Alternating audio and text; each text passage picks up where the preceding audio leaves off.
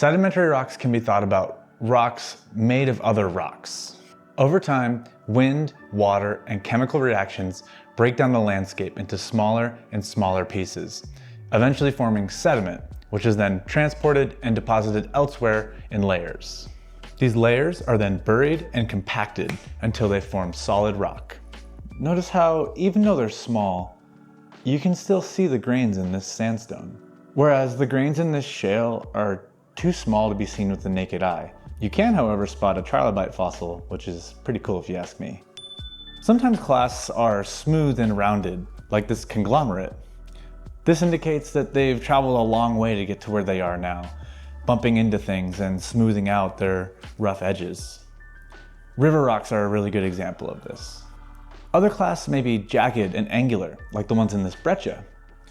These rocks haven't come so far and were likely deposited all at once in something like a landslide.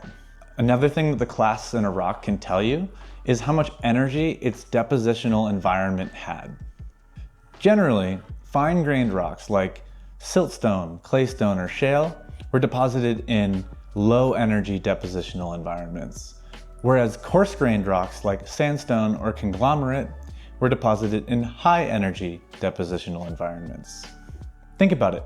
In a high-energy depositional environment, like a fast-moving river or the crashing waves on a beach, the rushing water will wash away any fine sediment, only leaving the clasts that are too large to be moved by the water.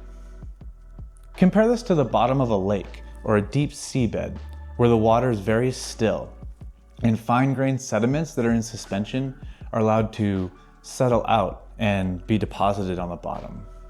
As always, leave your questions and suggestions below, and until next time, stay curious.